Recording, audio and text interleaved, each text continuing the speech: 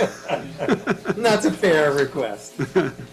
I don't think a defamation action would stand them. I know. I know. Well, then I'll just do it out of courtesy. Okay. All right, we're ready anytime you are. Okay. Everybody would rise for the pledge, please. Pledge allegiance to the flag of the United States of America and to the republic for which it stands, one nation, under God, indivisible, with liberty and justice for all.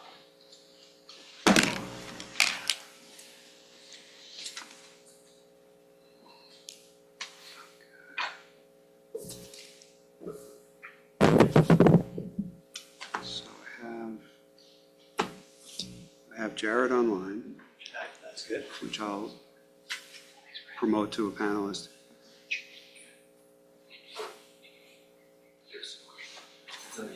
Friends-in-law. We've never met, but I know a good friend of his.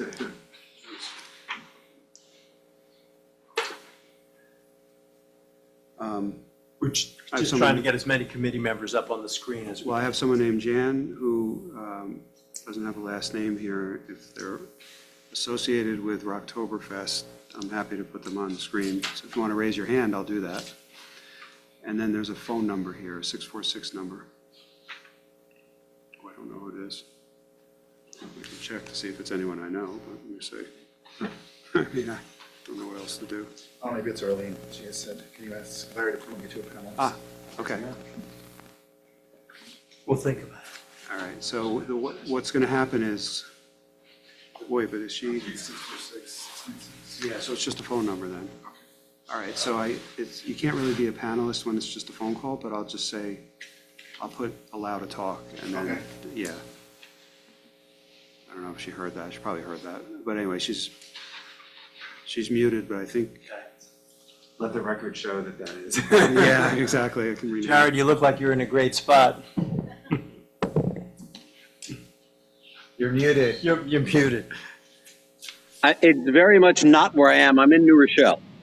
Yeah, I figured that. I was in Rochelle all day today. That is very much a virtual background, and I didn't realize it was there until I just connected. It's fine. It's very impressive. Okay, so we're gonna start with the discussion of Oktoberfest because I think there's folks here precisely for that reason. I'm going to give a couple of minutes of background. Unfortunately, Ray Ovetsky has said he can't make it, and Brian has said he's unlikely to make it. And we think Arlene is a board member up here, is on the phone because she's in transit. Is that correct, Larry? Arlene's. She's in transit, yeah. She's on, the but she's phone. on, okay. Yep. So, I guess, just to talk historically about it, the easiest thing, by the way, for me to have done with this whole business with Oktoberfest would have been to say, let's do it, good luck, everybody, let's go for it. I really didn't want to do that because I had some trepidation about it. This event evolved initially as a fundraising event. It wasn't one of what I would describe as the standard events that show up on the rec department's list of things, Memorial Day, fireworks, and so on. And it was relatively successful, maybe more than relatively successful. It was successful. But what I have to consider in present circumstances is that there's a transition going on in the rec department. We're down a person. We'll try to rectify that at some point, I believe, in the coming year. But that'll take some time. And it won't be somebody who shows up with the experience that Joe had. And with all due respect to Joe liked to take charge of things. And that's a disadvantage in this circumstance when he's not here, if he didn't share things with everybody. And I'm also looking at this from the perspective of the people on the FACE committee, many of whom have said, hey, we've been doing this for a lot of years. Can you get us some new people? Or I'd like to step back, or a couple of them resigned. And I did try that. My mayor's letter went out asking for people to join, and Jared was kind enough to, actually there were two people who came forward and one stepped back, and I know Jared is trying to find another person. We got it, by the way, we got another gentleman that used to be involved who's interested. Okay, that's awesome. And I'm going to wrap up my little spiel here in a minute or two, and then sort of give people the chance to speak about it. So I guess I know Rec is capable of doing, more than capable of doing this, to be fair to them, but it needs to reflect, the way it's set up, it needs to kind of reflect how it evolved historically, which is why, Francis, I was glad to answer your question about what are you asking us to do? Because I don't think it's that much different than what you did in the past, but we certainly need people at the event, and we certainly need people in advance to do the things like sort of run of show and find the bands and a few other things. And if, when we finish the conversation, we're sort of in agreement that we want to go forward with this thing, then I would very strongly recommend people get together with the rec department, the committee and the rec department get together, create a budget for this thing. You do have $29,000 in that the village is holding. I wouldn't want, this is a personal recommendation, I would not spend that all on this event, and I would not do that because you want seed money for future events, assuming you want to keep doing it. And the other thing that you can consider is, when this committee started, it was there to raise money, and it did that fairly effectively. We're not in that position anymore, thankfully. I'm not suggesting that the village would turn away dollars, but we're not in the same kind of position we were in 2009 to 2011. So I guess I'm going to take a deep breath, and if there's anybody who's on the committee or anybody on the board who wants to say something, I would be glad to hear it, since I don't want to be the only one who's talking about this. Anybody? So, look, just to put a finer point on one thing, I think the way I kind of had described it, and I think you had as well, John, the division of duties here is that the recreation department is going to be the one to contract for things, to make sure that there's, a bouncy house there, or the beer is paid for, and the liquor license is obtained. All those things are going to happen. But someone needs to decide what's going to happen, and do it within a budget. Decide how many bounce houses are going to be there. Decide what the event's going to look like, to what I call design the event. Right. And that's not something that I think we want to put on the rec department. We want our volunteers to step up and figure out what this event's going to look like. So, it's fair. And I'm not excluding rec from talking, but I want to hear from the committee first, and then you guys are welcome to speak as well. It's Francis or Jared or? Yeah, I'm. You know what, if you don't mind, come up. That way people who are home can hear you. Yeah. Francis O'Shea, nominally the co-chair of the FACE committee, though not officially charged. So, I haven't been doing this as long as most of the people in the room, so I don't want to speak for the volunteer group even. There's a lot of folks that did it a lot of years before me. I am aware of some of the history of it. I worked very closely with Bob and Brian and Tanya and Maria and a bunch of other folks, some of whom have retired from service for a variety of reasons. I can tell you, speaking around town, and people come up to me all the time hoping that it continues. Obviously, I think that goes without saying for everybody. That's not informing anyone of anything. The reason for my email was to ensure that we could do what the village, and very importantly, and I do want to hear from Parks and Rec, wants us to be able to do here. And Joe leaves a big absence.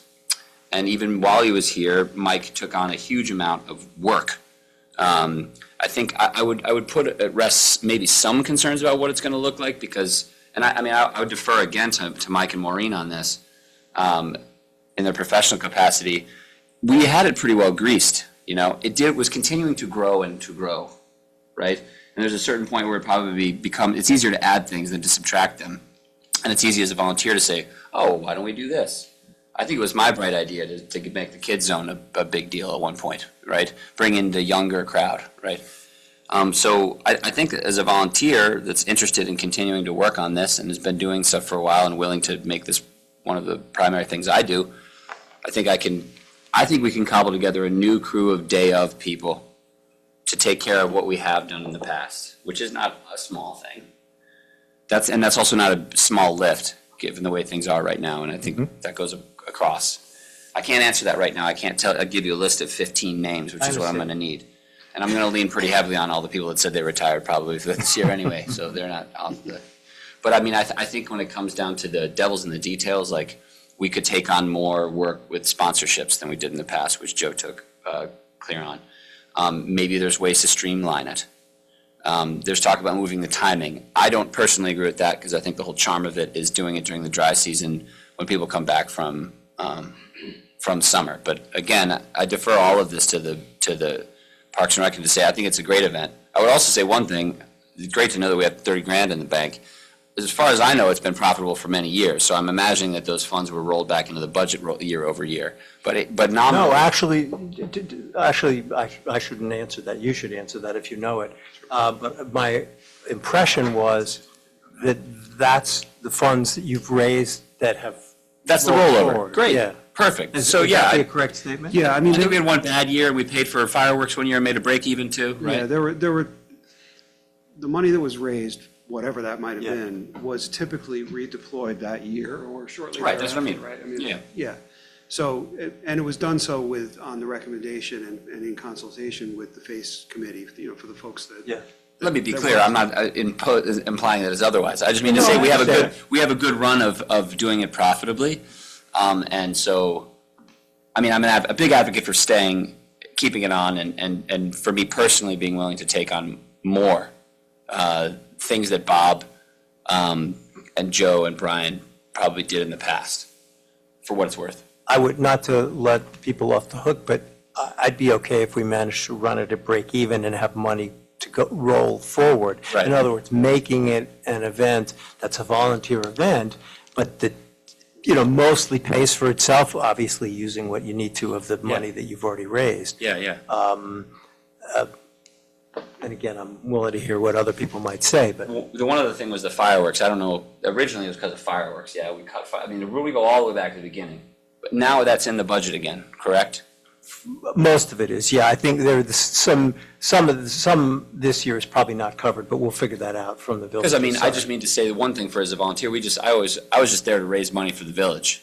I think from a volunteer perspective, it would be interesting to know more about, not know more, Yeah. to just to let people know why this is, and if it's not as a result of, it's not a Save the Fireworks event. This is a great community event that has grown into something. But I mean, I'm going to lead by saying I'm going to lead and follow the Parks and Rec and you guys on it. Yeah, well, my understanding of the historical lore surrounding what you just described is that when I was mayor and it was the financial crisis, I said, I can't send fireworks up in the air while people are telling me they don't know they can stay in their house. Yeah, And that's when you guys, Yes, you and others at all. started collectively to raise the money. Fireworks Gate, I remember. Yes, yeah, exactly. So it all comes back. I deserve to have to deal with this now because I created the Exactly. problem earlier. But again, just to say thank you, John, and Mr. Mayor, I just would say again, I'm here to help. We are here to help. There are people that are going to help.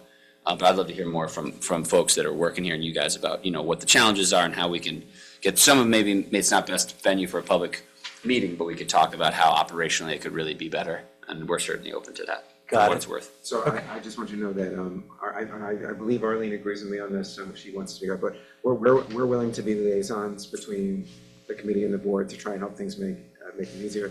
The other thing I can offer is, when it first came up that there was a possibility that this might not work, what I was thinking was, how can we because the event was always profitable, it felt like we could, even if, and John said, well, we just need to break even, and I said, well, if that's the case, we probably can afford to spend a little money on people who could be kind of what I call turnkey solutions, where you say to somebody like, provide this, and for a small fee, they will do that. Sure. And I happen to know, because I play music, Yeah. I know a guy who is in a position where he has all of the equipment. I know Ray has a lot of this, and I thought they could maybe talk to each other, and he also is in addition to playing in bands, more importantly, he books bands. So he has a ton of tribute bands that he books in big venues, around the whole Northeast, not just in New Sure. York.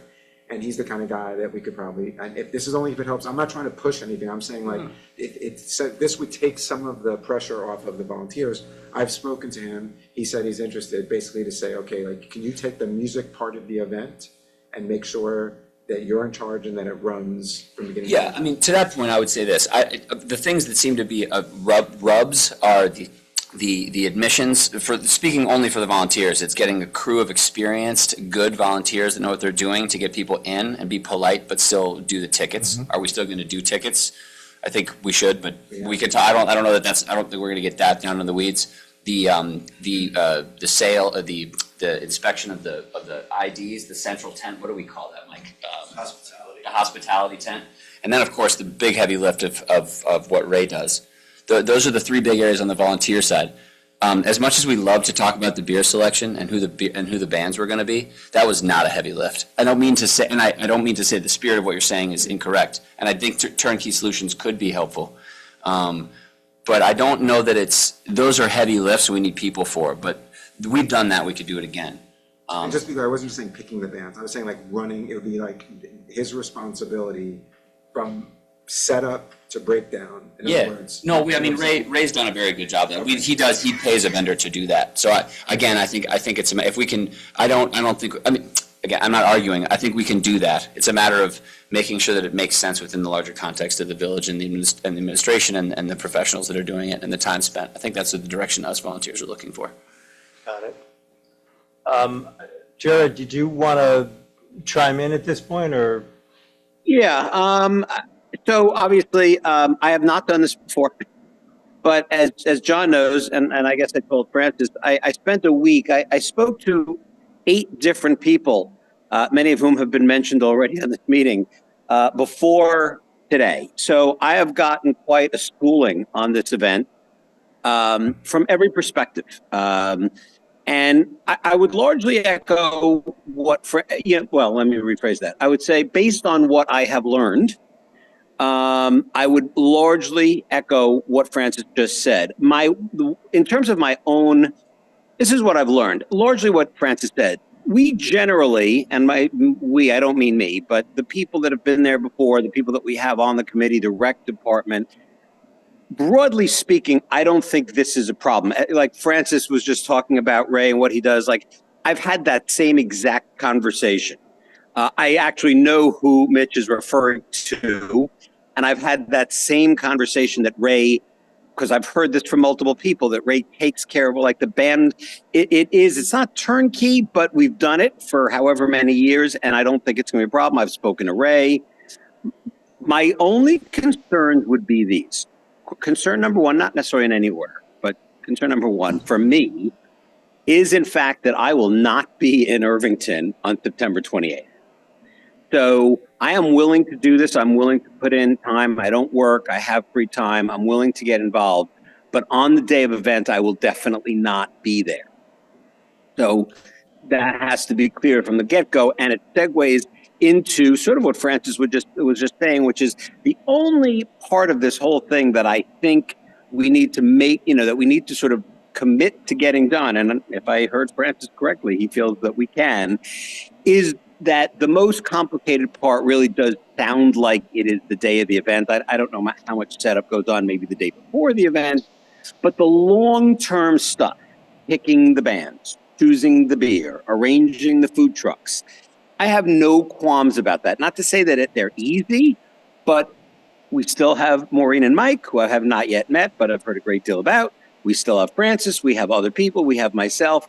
I have no worries about our ability to get all that taken care of. The only thing that worries me is the need for a team of volunteers at the park that day. And my worry is a little bit enhanced by the fact that I won't be there. Like I won't even be in the state of New York. So as long as Francis feels confident based on what he just said, that we'll do that we'll get a team of however many it is, a dozen people, I don't know what the number is, to man the admissions table, to man the beer tent, to man all those places, to collect the money, to make sure the money is being put in the right places and safely gathered. And, as long as we have someone, as long as we're confident that we can do those sort of day of air things. I come from the world of television, so day of air is part of my vocabulary. My wife corrected that it's not day of air, it's day of event. But as long as we can pull all that day of air, yeah, I think everything else I've learned and heard, we can do this. I mean, I've spoken to Ray. He's completely on board, taking the sort of the biggest portion of the responsibility for the music. Not that he does it by himself, but he certainly will teach me anything I don't know. So I'm pretty confident. I certainly feel that, now's not the time, but I obviously want to sit down with Maureen and Mike and hear from them. But there's nothing that I've heard that concerns me other than that, day of air issue. So let me suggest something that might address some of your concern, and that is you come at it from a budgetary perspective, which is you plan like you're going to have to hire some people, and as you see that you don't, you've just freed up some money. So if it does happen that way, and obviously that may mean you don't do inflatables. I mean, I'm making that up, but you leave something out. Can you hear me, John? I can now, yes. So that might be, Jared, one way to do that. So, Can I? Okay. yeah, go Can I ahead. just say something? Can we let Arlene make a comment? Only because I'm in the airport and I don't want. Go ahead. to talk. I guess my question, and I guess the way that I look at it, having sort of run other events that are not village, run, I was trying to get a sense of sort of like maybe where the crossover was, where, sort of there was more committee involvement, and then whenever it was that there was sort of it tipped and maybe there was a lot of Parks and Rec involvement, because I think one of the things that will be important for it to be sustainable going forward is going to be to make sure, right, that like that the lines between what the committee does and sort of the support that's going to be there from Parks and Rec, that's delineated. I think that's going to be important, right, to make it successful, because I think if you all know like how many volunteers, and I mean, I'm sure this event's been running for a while, so I don't think that's information that's not readily available, but sort of, I think the X factor is maybe that piece from Parks and Rec, that there's going to be a lot of pullback because, there's not going to be the same capacity in Parks and Rec to fulfill the same roles that I think maybe over the years they've fulfilled.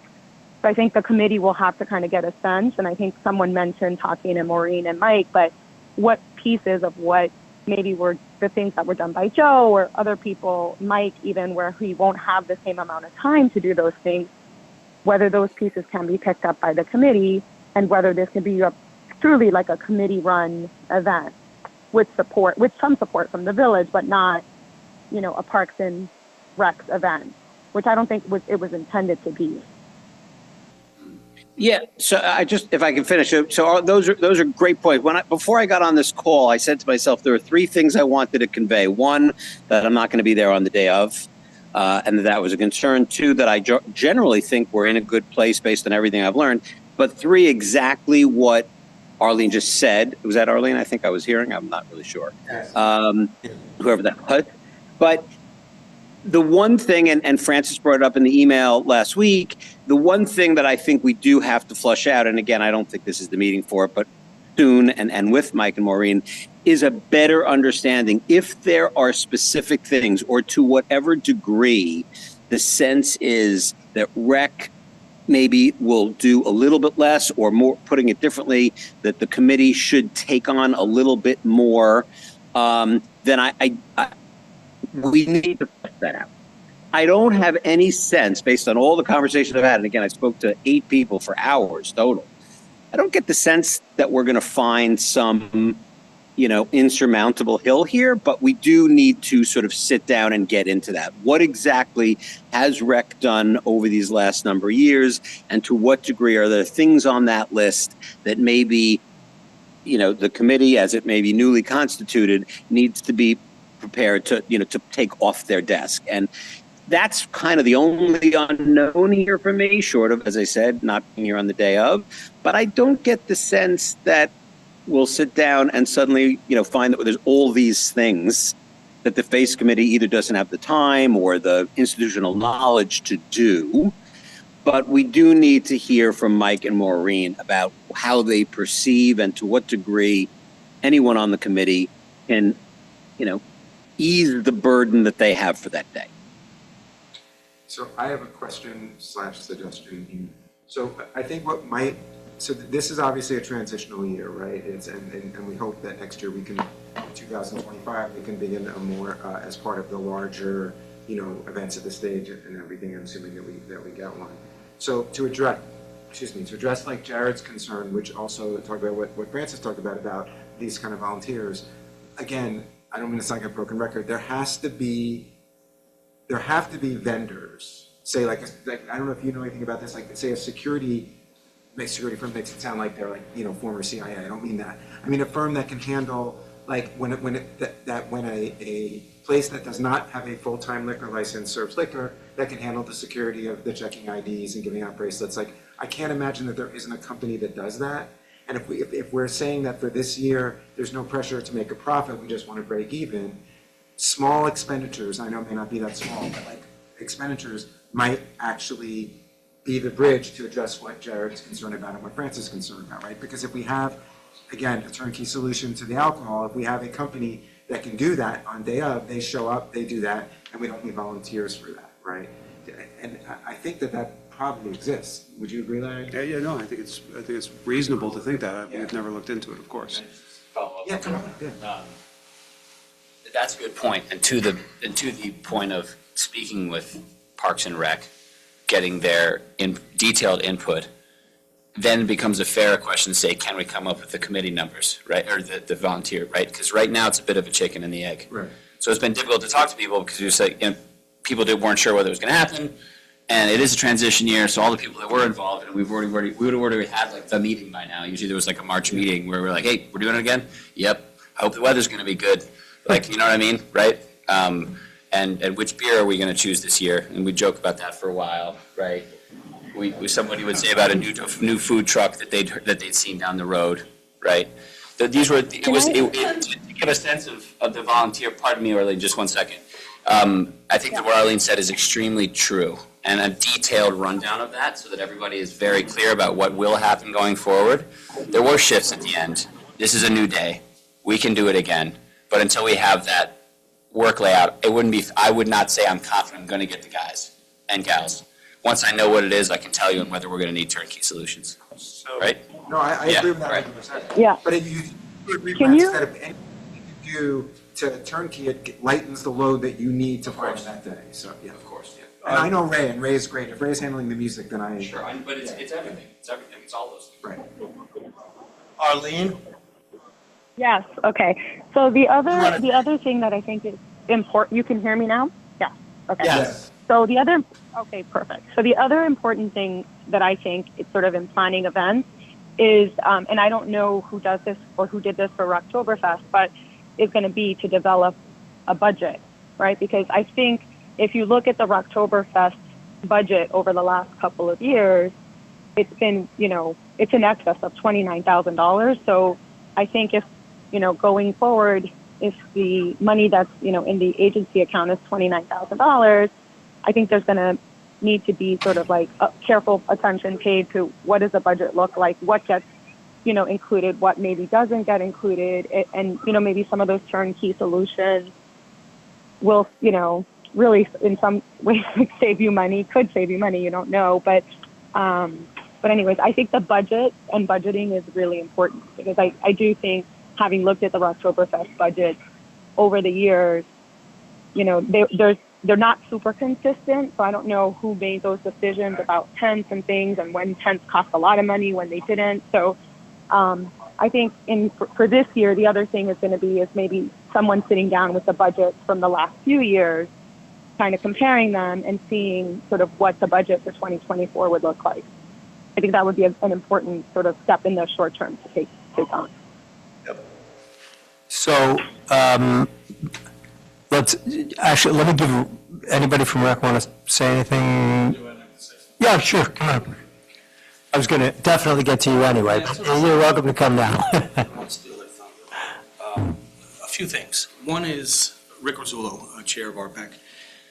One thing, there were two critical people that stepped back from the committee. One was very instrumental in getting volunteers, Jen. The other one that nobody's talking about is the fact that our another volunteer was also our printer. You want to talk about day of issues that come up? There's a host of them. We don't have a sign for this, we needed a sign for that, where's the sign, you know, and then also to coordinate all the signs for the people that donated, money. Yep. Which was our fallback in case it was a rain out. We still had the money from that was gonna pay all our bills that we accumulated up to that day. Meaning you would use those signs over time, even if there's a rain They out? would be, You figure out some way to, around the village, so at least they're making, they're getting their value. yeah. Probably more so than if it was just, 2,000, 3,000 people coming into the village, into the park that day. Those two things are paramount. I mean, like I said, the other thing is, when it comes to the reason that I was involved with the beer tent, and the people that I hired, yes, they were paid because they were professional bartenders, to eliminate any need for security. That's really why we went down that road. And that's why Joe Meaning said- they knew how to take the ID, do whatever. No. Oh, The ID still has to come from, but we wouldn't serve anybody without the band. Got it. Which means that the ID Yeah. was, the Yeah, ID yeah. was, so, and also, they also knew not to, push an extra couple beers to their friends, that kind of stuff. So that was Yep. all the security that we needed, in that regard, so just wanted to let you know about those. so the, The printer's a really good point, Ray. although my understanding, and this is secondhand information, is that the major signs for the sponsors came through, your sign person on the committee was working with an actual sign company to do those. For the major ones. Right, so your real issue is the sort of day of type signage that you Beer, suddenly beer, needed. all the beer tent signs, because usually don't know that much ahead of time what the brands are gonna be. Got it. And just the directional signs, you need a wristband, blah, blah, that kind of stuff. Okay. But that's, when I say day of, I marveled at how many times she left the park, went back to her shop and came back, Yep. with the signs that were needed.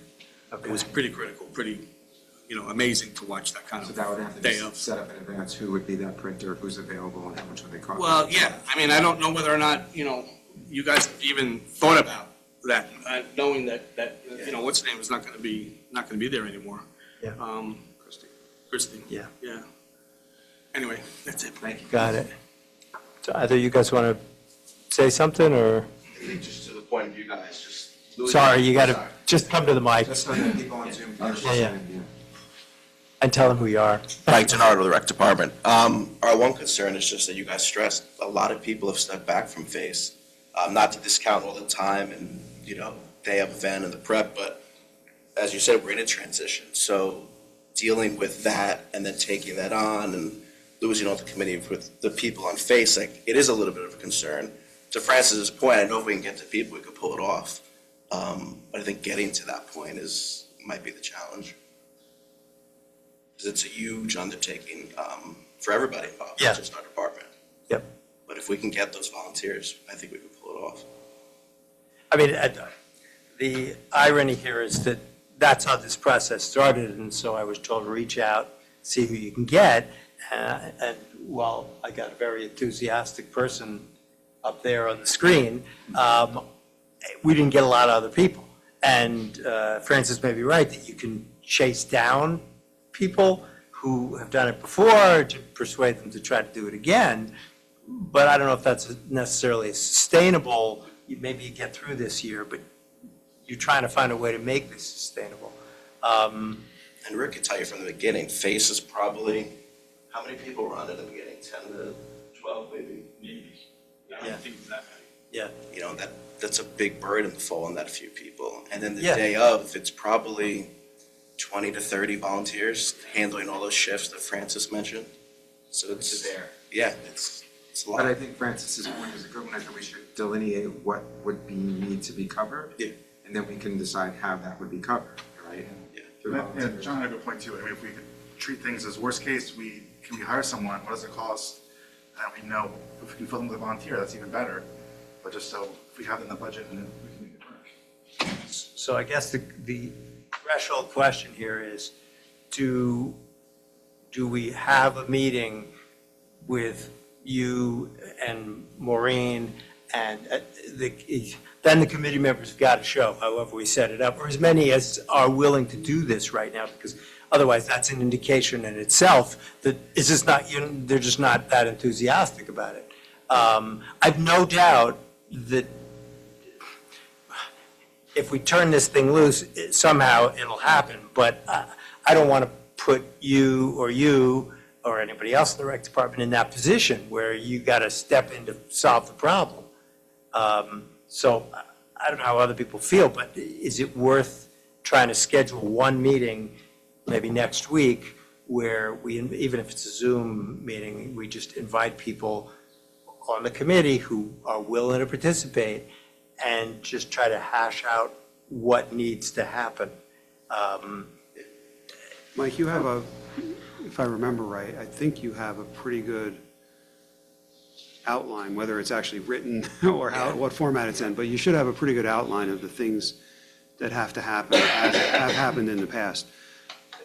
Maybe, I mean, I don't mind working with you or you and Maureen to clean that up and have it be something that everyone can have a chance to look Yeah, at. we could put that together. And then from there, we can start really, moving stuff here, moving stuff here, or maybe even deciding certain things aren't going to get done, whatever. But, I mean, Yeah. that's- Yeah, I was just going to say, I would sort of follow the suggestion I made before, which is you do it on the skinny, meaning don't have a lot of bells and whistles until you know that you're going to get the people, and then you can start adding them. I understand some may be long lead items, in which case you got to, fish or cut bait up front, but, and I'm not talking to you, I'm talking to Francis, the co-chair behind you.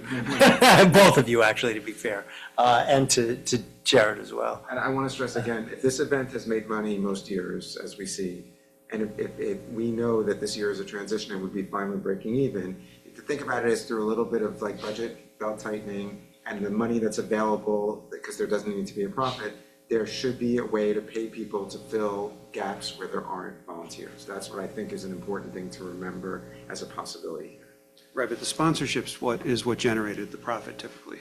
Yeah. So, right?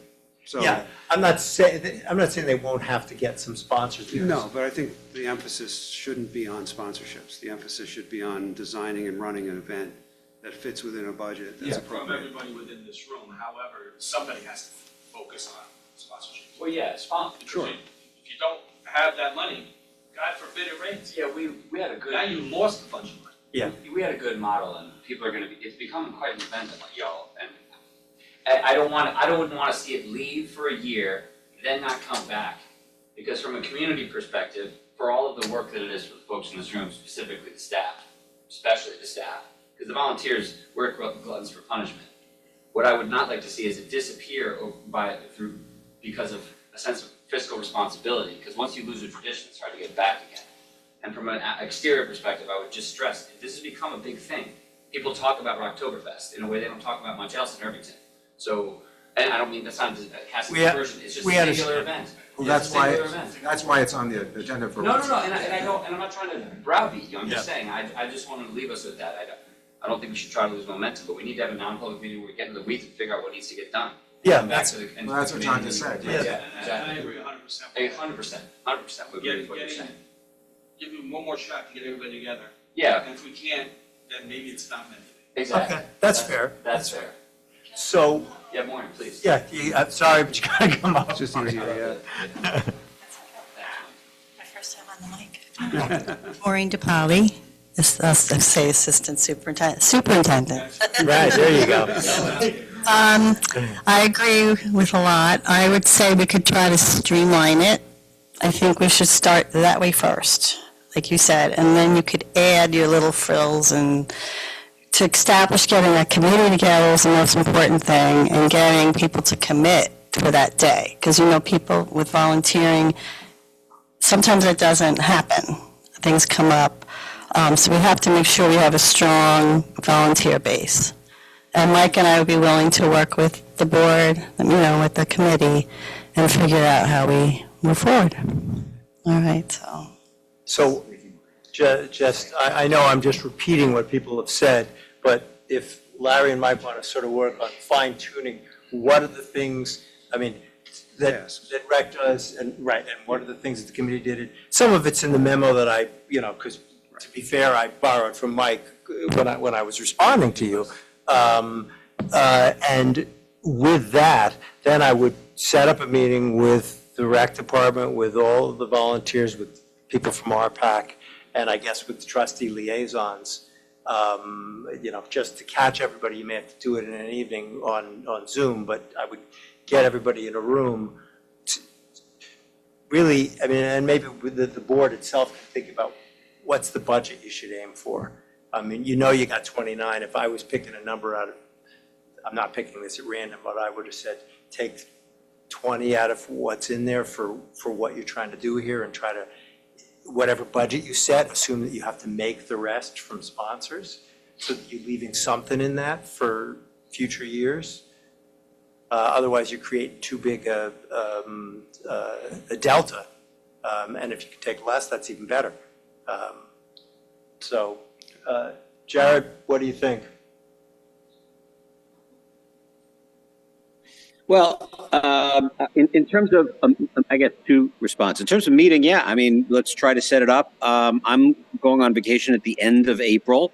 So certainly over the next couple of weeks, that's what I'd probably like to do most, is have a meeting with Mike and Maureen and Francis and whoever else, and try to get into a little bit of the nitty gritty that's been touched on today. So I definitely think that. In terms of sponsorships and budget, I don't want to take too much more time. We've spent enough time already. Those are areas that I'm very comfortable with. I worked in the corporate world. I was a sales executive. I did annual budgets. So I've actually been shown one budget for this event from a couple of years ago. So that part of the responsibility will be second nature to me. That's not a problem. In terms of what the numbers will be, and we'll get to that in due time. I don't think tonight is the night, but all sounds pretty logical in terms of the way forward. Okay. So obviously, we should try to do what we've all just described in the next 7 to 10 days, because there are just so many things that are longer lead time items. Thanks to, I think, Larry, we booked the stage, but there's also a point at which we have to cut them loose if we're not going to do this without, incurring. I wouldn't feel good about that. They'll rent that stage the next day. Got it, all right. It's in great demand. Okay. That's why That was always the everybody was first all- thing. all, Always the first thing. Yeah. That was, something that everybody was concerned about. Got it. So, I guess, I'll try tomorrow to shoot an email to everybody who I've been communicating with, saying, hey, here's where we came out. And then, Mike, you can, and Maureen, you guys can try to pick a date based on all the people that'll show up in that email, as best you can. I know, Larry, you've got the software to do that. Yeah, no, I can help her cast. Okay, that's helpful. we'll get all that stuff. All right, All right. I'll let you all escape into the night. Thank you very much. Okay. Thank you.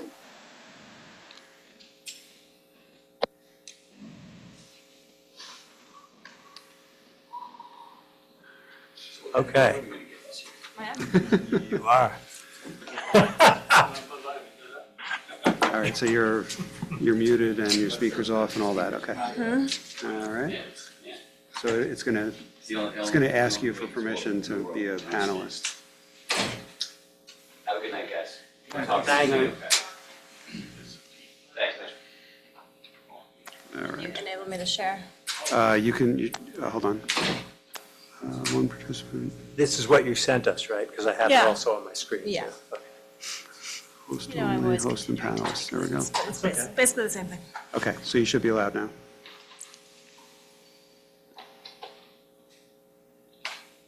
All right.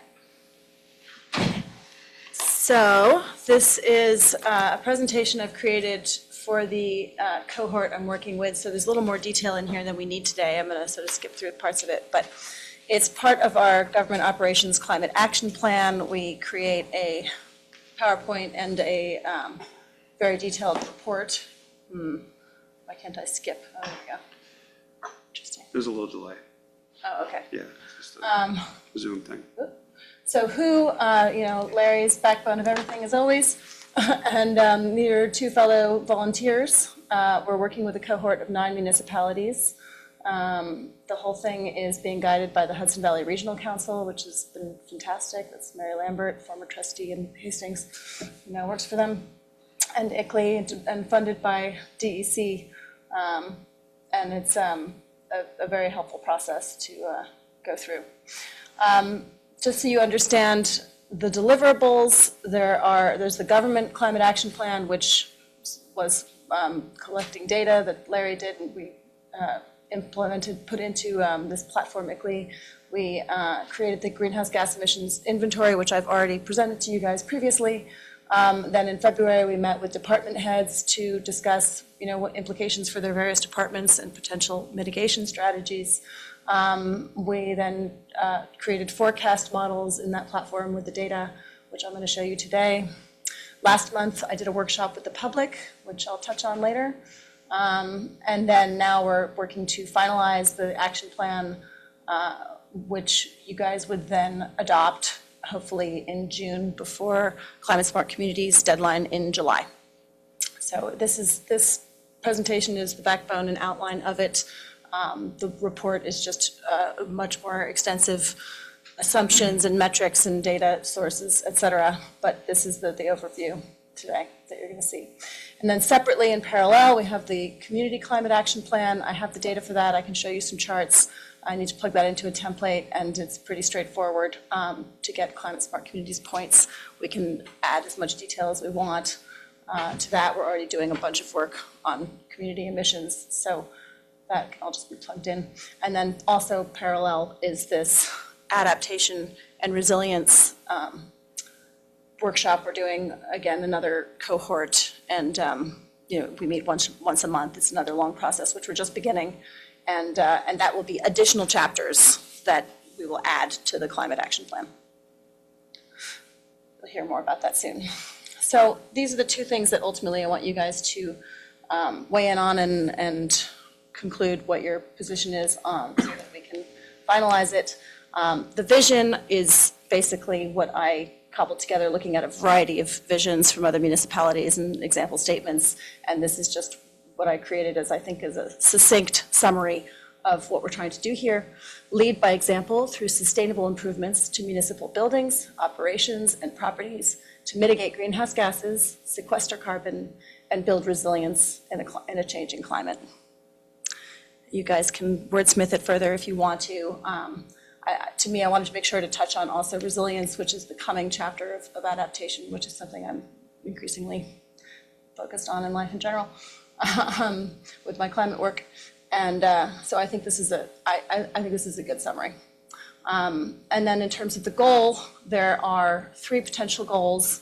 It's all a little bit high level and abstract because exactly how many emissions we're going to reduce by when is not exact.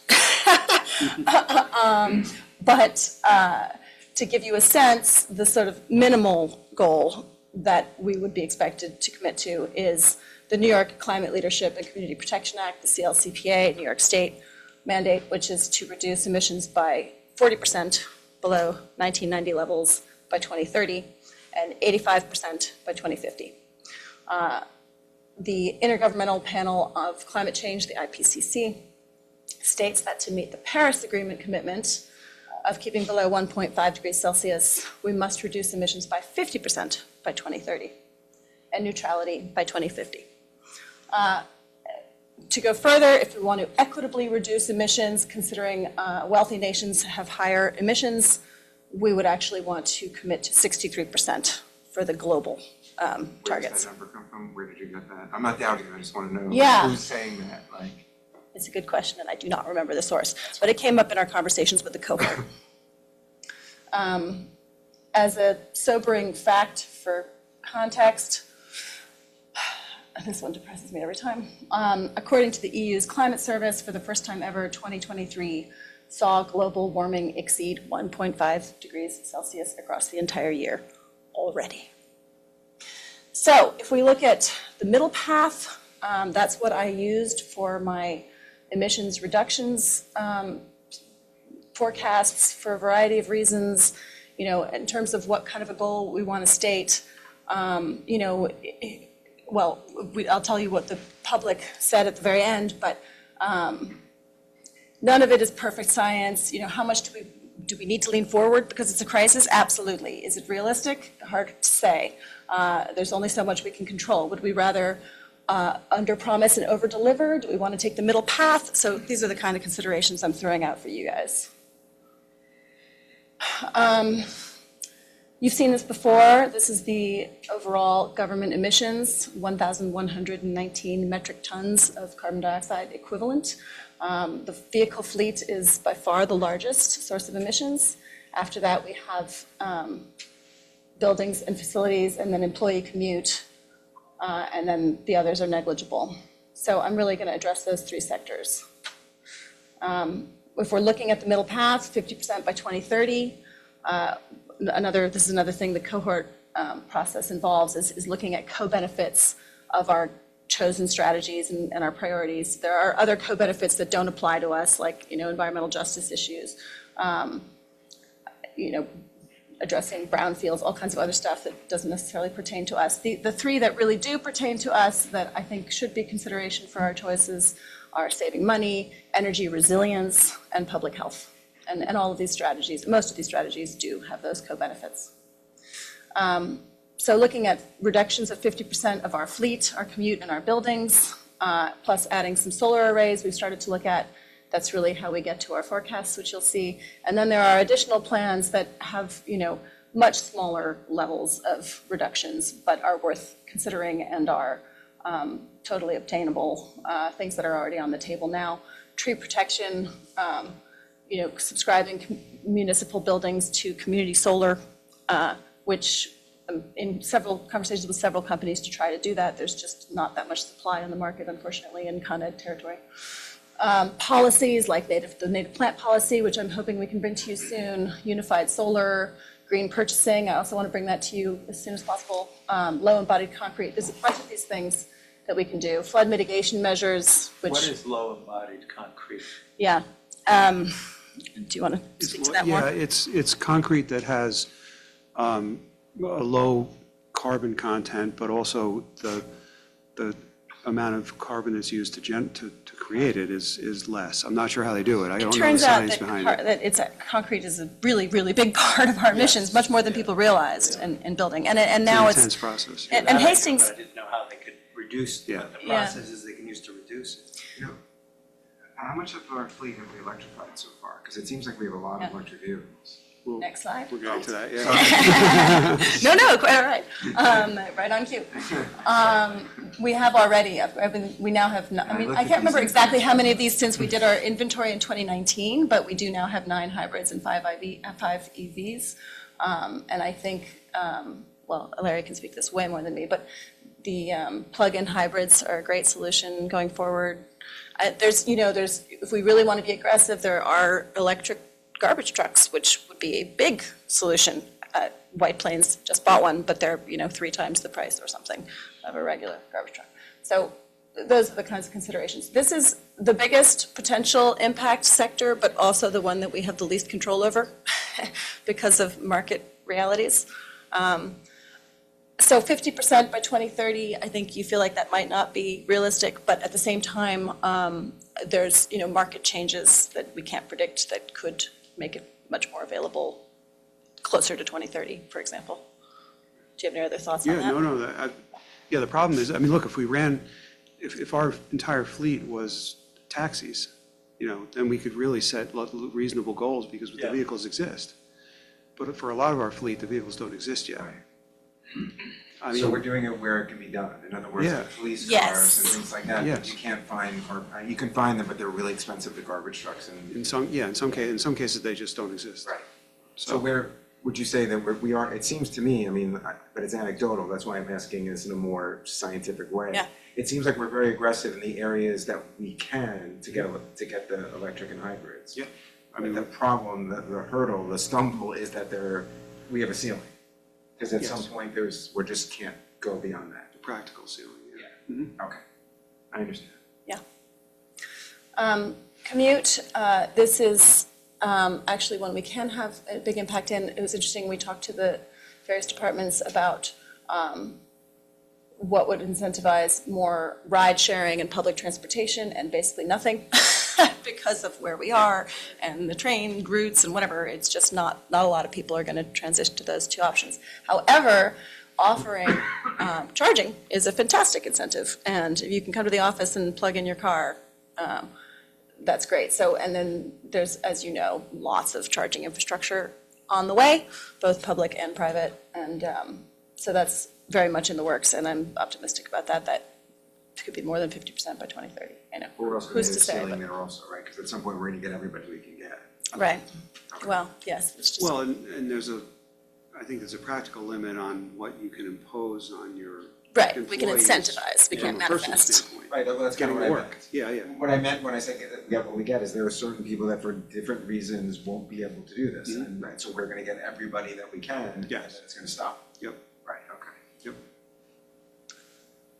Buildings, there's a lot of potential strategies here. I actually found a couple of new volunteers for whom this is their wheelhouse, Energy Star, benchmarking, et cetera, and they're helping us get our platforms integrated with Energy Star, for example, and we're going to start benchmarking with this $100,000 that just came in through the Clean Energy Communities has to be put towards greenhouse gas emissions reduction measures, and one of the things they specifically will fund is energy audits. So we're in a conversation with a company that will do that.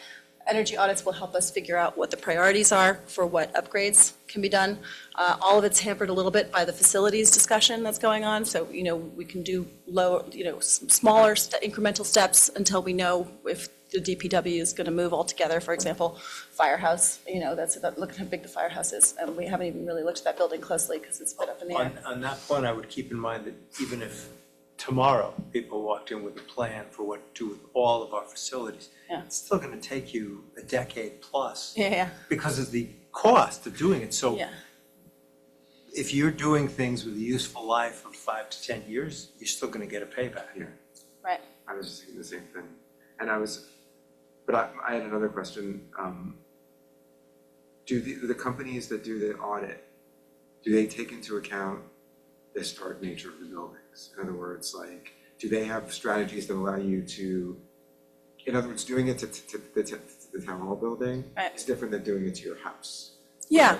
And so do they just come in and say like, oh, this is there and leave? Or do they say, well, do they have remediation, like, you can do this and it's not gonna affect the historic architecture and you can still prevent the whatever bad things? I mean, historic specifically, I don't know if you haven't thought about that. Yeah, the way, I think where it entered into the equation was when they were doing their cost estimates. So you can retrofit, almost any building, Right. But, it's going to cost more in a building like this. We're finding that out up in the theater, for example, So that's really where it entered into the equation. I don't think anyone came in and said, well, we recommend that you put, solar on the roof of an historic building, that you never would do in a million years, That never came up. So it was really just a There's cost. also levels. It's called ASHRAE level 1, 2, and 3. And I think I know we wanted to do 1 to save money, but there might be justified to do level 2 on a couple of them if it's being funded by the grant, so that we could really have clarity on what step. We already did an energy audit on Town Hall, and there's a ton of stuff we still haven't done, frankly, that we could do, like insulation around certain doors and, very minutia specific stuff. And there's more of that in, the water, the water department already changed their windows, but there were DPW office, for example, the windows are super drafty, and, you're not gonna replace those windows, but you could put like inserts in, and, one of the buildings is the whole building is heated because guys eat lunch in one corner, and what they're saying is maybe we can just put up a wall here and make a little nook, rather than, there's some low-hanging fruit that have a big impact and is a manageable task. So that's the kind of stuff we're looking at, and then also rooftop solar.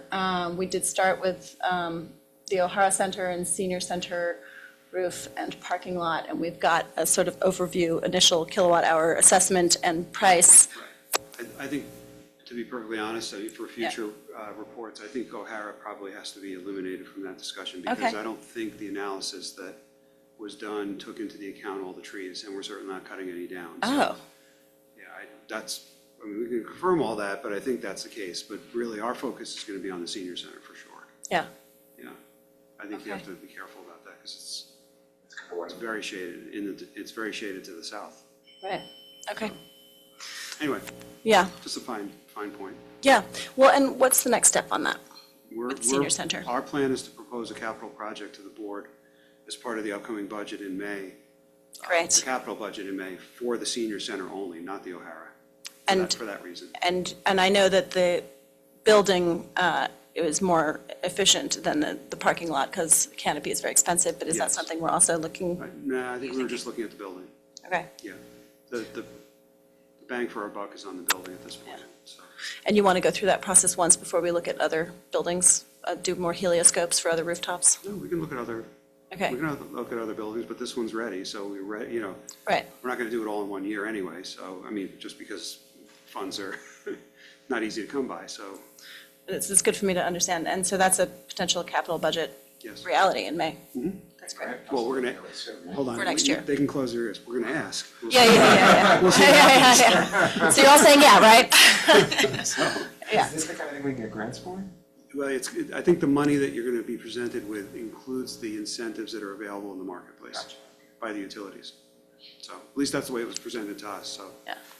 Well, and the Clean Energy Communities Program, we have the possibility, and I'll talk about this when I'm talking about my own job description, but there's $425,000 on the table that we could get, which I think for sure we can get the first 150 of it, and maybe we can get all of it, but Towards putting solar? it all has to go Towards towards anything. greenhouse gas emissions reduction measures, and I believe that would qualify. So there's a lot we could be imaginative with that money.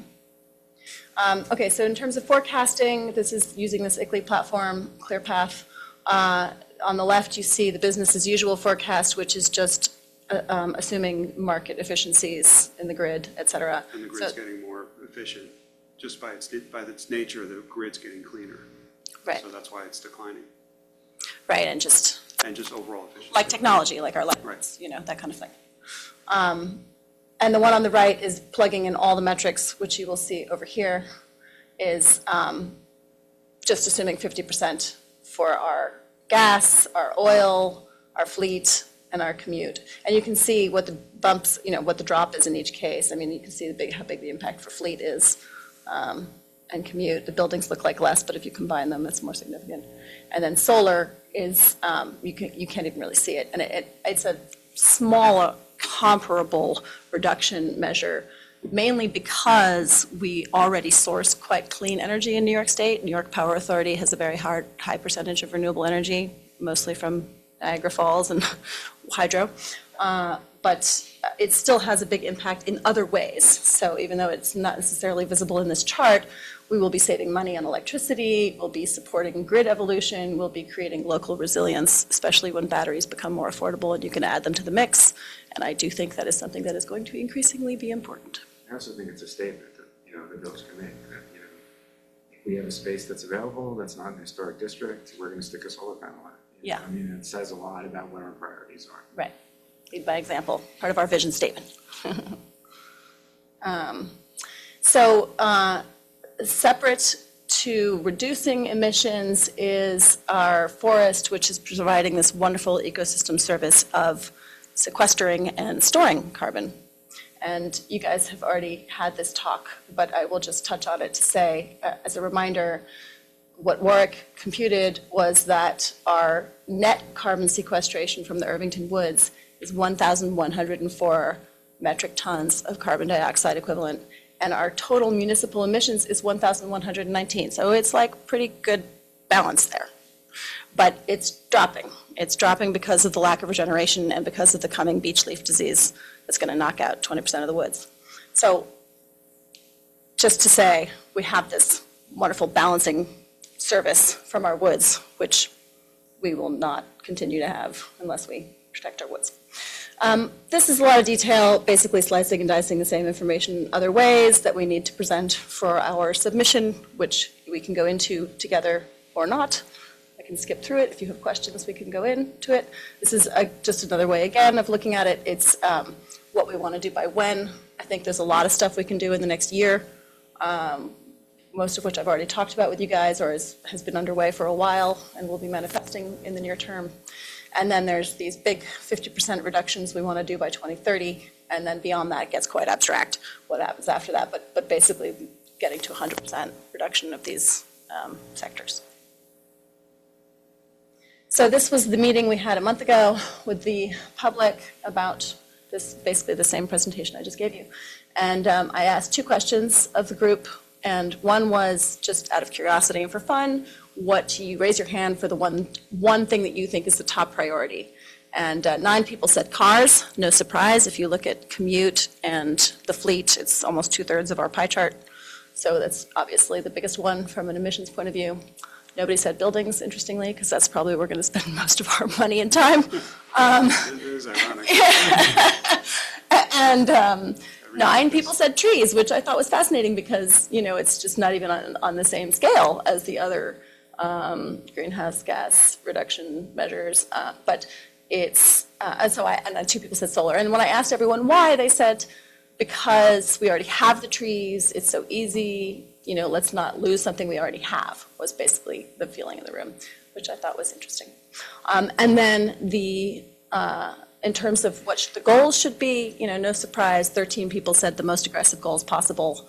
4 people said 50%, and your wife said 1. She said, let's be realistic. Get in your back there. The social scientists in me is telling you this is obviously a self-selected group. This is the Green Policy Task Force, Yeah, totally. This is not remotely science. I'm not saying I support the 63%. Just be Yeah, clear. yeah, yeah. I'm saying that, this is not, exactly, this is not 100% science. anecdotal, yeah. But it is something we need to do as part of this process, is to get the community to participate in the thinking and brainstorming and give us feedback and weigh in. Yeah, yeah. it's a No, it's a caveat, good it's point. not a I should have presented it that way in the first place. But it also tells you what they would most enthusiastically support. Yeah, That doesn't necessarily drive our policy, it just means that if you are doing something in the area of cars or trees or whatever, that's what they're gonna come out for. yeah. It's another data point for you. So that concludes this section for me. I don't know if you guys want to sort of say what your goals are, if you're happy with the vision statement, you want to say what your goals are now or later, but that is what I will ultimately need from you to be able to finalize our report and then give you something that you can adopt. Well, I think the vision statement works, but what do you, by goals, you mean the subset of? Reduction. 40, 50, The or reduction goals. Yeah. Oh, I think that that's something the board probably has to talk about. I don't think we can make a decision on that right now. Yeah, okay. I like the 50. It's like, be a little aggressive, shoot for It's the more stars. aggressive than the New York On the moon, expectation. Yeah.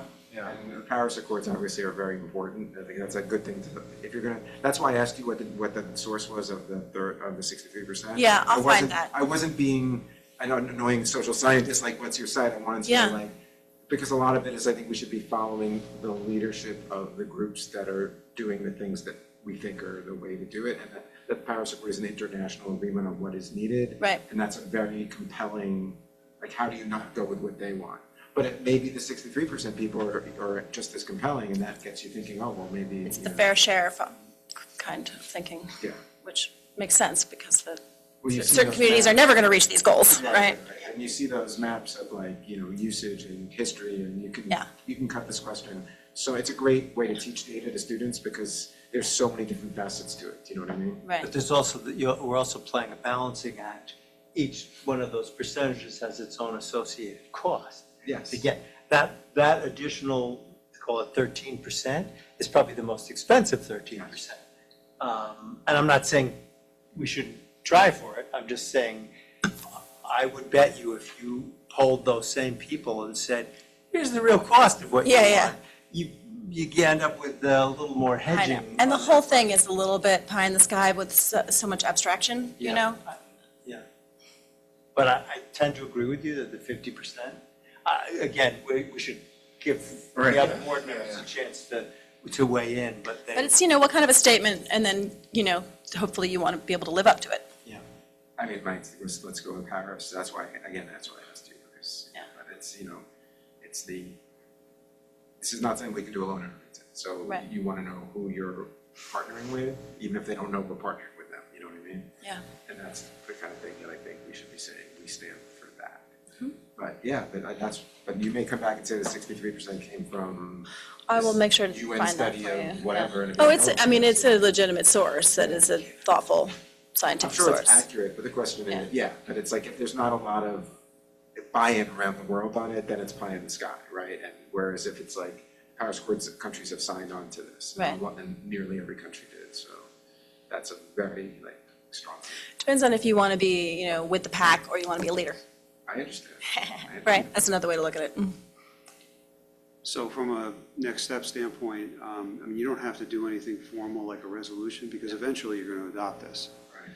So really, it's just, we need to get some indication back from the board so that you can finalize the report, so that when you do adopt it, it reflects what you're expecting. Exactly. maybe the best thing would be to take that page, that one, and just send us that page if you want. You can try to characterize what we just said, but just send it back to the board so that the other members, when they do return, then we can all kind of Weigh in give on some it. And I feedback. think Larry's checking his email in New Zealand, because every once in a while it pops up, so.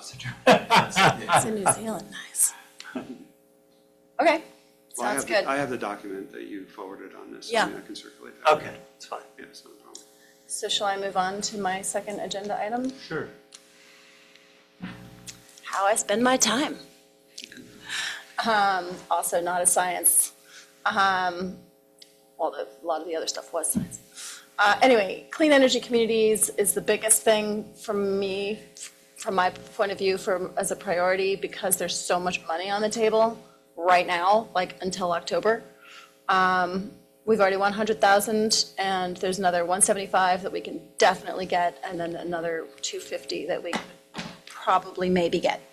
Probably, maybe. Yes, devil's in the details for how we get the points. I think we can, but we need to hustle. So just as an example, this big River Towns Clean Energy Expo that I'm doing is all about this, right? It's the community campaigns, it's getting people to upgrade their homes to heat pumps, it's getting people to buy or lease EVs and tell us that they're doing it so we can report on it, although we have some workarounds there. Community solar, getting people to subscribe to community solar, and doing educational events around this stuff. All those things get us points, and points amount to money. Climate Smart Communities is parallel, but has less money on the table right now. But if we do upgrade to silver status by July 5th, which is also a bit of a hustle to get that done, but that will give us another bump in points that will help us get the 250. Climate Smart Communities is broad, it's a little bit hard to say do this and not do that, because the Climate Smart Communities covers all of these topics. There are tasks in every category. So in every case, I'm trying to figure out what have we already done that we can just report on, and what can we get points from easily and triage. And when Charlotte and I first met, when she first started in this role, those first two items on the list, particularly the Climate Smart Communities, but that was one of the key focuses, those are two of the key things that I was concerned about, that I needed more help with, for sure. You know what I mean? That was I was getting to some of that, and I did get to some of it, but it wasn't getting addressed the way I think it should have. Right. So those areas she's been very responsive on, and that was frankly, part of the job description from the initial. And I've been wrapping. can I also just, can you guys hear me? Yes, sorry, I thought that was me echoing. No, it's me, I'm sorry.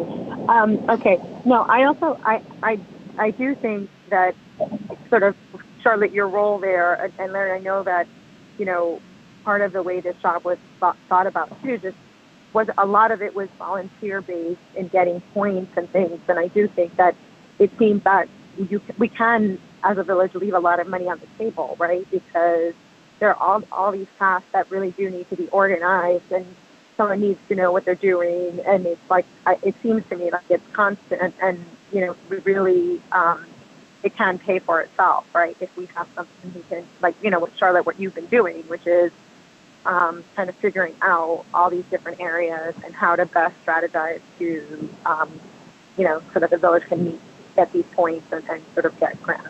So I think this is really important, and I know just when I initially started talking to the Green Policy Task Force, right, I just thought so much of this was like volunteer based, but such, you know, an important priority for the village that I do think that this change, you know, or this role has been really important. So I just wanted to add that right there.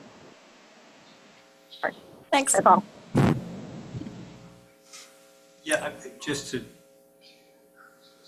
actually, if you want to finish presenting what you're doing, go ahead. And then I have a couple of comments. Go ahead. Sure.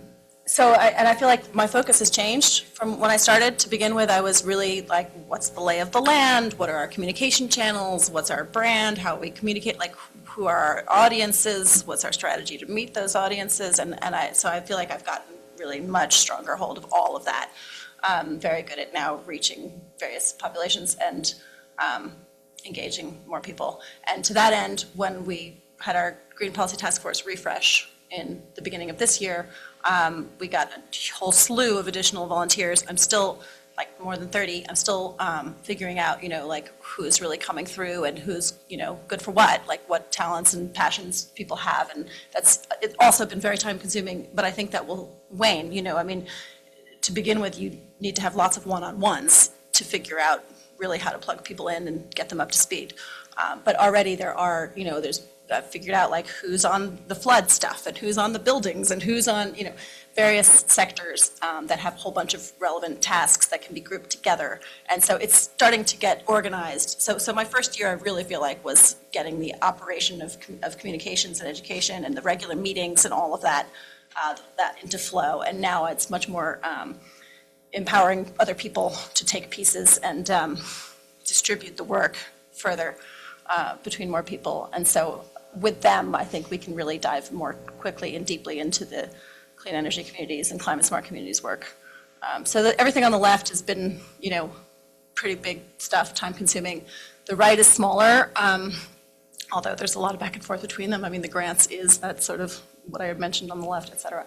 Policies, there's a handful of policies I would love to get in front of you, and I just want to make sure I get more clarity on the process to move them forward in terms of engaging the right stakeholders and getting them onto your agenda. Sustainable landscaping, you know, that waxes and wanes. I keep using this metaphor, but depending on what's going on. Right now it's significant because this is our first spring cleanup with the ban in effect, and there's a lot of buzz out there, you know, happy and negative, about this transition. And so we're going to do a whole leaf blower demonstration with all electric equipment and electric sails and electric landscapers. They're all going to be at this expo on Sunday to help answer questions, because there's a lot of people who are struggling, and it's like, okay, here's how you solve these problems. Waste, ecosystems management, fortunately, a lot of that is being picked up by the other volunteers increasingly. We have these subcommittees, and there's a land subcommittee that's run by Yasina, and she's an amazing powerhouse. And waste is Ann Jeffy Holmes and Lisa Antonelli, and they're killing it. So there's more that is being taken over by other people, which is great. So, and Route 9, which is not something I spend very much time on, but I have been trying to keep on the pulse enough to just update the website and distribute appropriate messaging when it comes up. So I sort of joined the board with you already midstream and doing what you were doing, so I'm trying to capture what has happened and what should happen. Obviously, from a global perspective, we have to figure out how to fit you into 1,000 hours. You're doing a great job, and you are covering a lot of ground with all of these things. I am not going to micromanage and tell you how to cut things out. However, I will make some suggestions, which is there may be some meetings, like the capital expenditures one, where you can go every other meeting, or you can get the agenda from Larry and say, hey, don't miss this. and make sure either Larry or me or somebody on this board is picking it up. Yeah. You know, there may be a way to cut some hours that way. But like I said, I don't want to give you little things because you're going to set your priorities. And perhaps, given that this is the second year, and you've pointed out how time-consuming it is to get the volunteer army up and going, some of that may resolve itself without kind of redirecting what you're doing. Yeah. I had the same thought this morning at the engineering meeting, like, do I need to be here? I thought about 20 times, should I go? Right. But, you know, in the end, there were all these little nuggets that I picked up that I wouldn't have picked up if I weren't in the room, you know? It's true, but most of these projects don't, I'm using this, you know, as an example. Most of these projects do not move so fast that if you show up Sure, every other month or Totally, whatever it is. totally. Yeah, right, and I think, just to pick up on this Yeah, no, go ahead. particular Yeah. point, so we have a professional grant writer, as you know, Fiona, and we'll invite her to the projects meeting once or twice a year. Yeah. And at key times of the year, of course, when there's grant applications coming up and all that. And that proves to be very helpful, but she definitely doesn't come every meeting. Yeah. You know what I mean? Yeah. So we may want to transition to something like that, where we just communicate ahead of time and say, look, it's probably time for a good update It's a good for one you. for you, yeah. Yeah, so we'll look I at totally that. agree. But, you know, look, my sense is, and I think it's appropriate that you divided up your tasks on the screen in columns, because certainly everything on the left is everything that I would have expected based upon the job description that we wrote. What I had no idea about, and I don't think anyone really did, is exactly how much time that was going to take. Yeah. And so it's been a learning process. As you know, this year, it's going to take more than 1,000 hours. You know, next year, the budget says it's $1,000, so we've got to figure this out. 1,000 hours. We've got to figure this out, you know? And, you know, whether your monthly meetups turn into bi-monthly meetups, I don't know. I mean, something's got to give. That's all I'm saying. Meetings, events do take a lot of time. So I'm not telling, as John said, I'm not going to micromanage you, although I guess if anyone at this table should, it would be me. But Yeah. I'm really not going to do that either, because I think I need to ask you Yeah. to really look at it. You know, I think we can agree that the main priorities on the left are what we all consider to be priorities. That's what we wrote in our job description, right? Right. So it's just that we've got to see how we can fit all of that into a 1,000-hour box, and, you know, need ideas. I Yeah. just mentioned one as an example. You know, if the events take a lot of time, something's got to give. Either you have Yeah. more volunteers to do them, or you need to cut back on them. Yeah.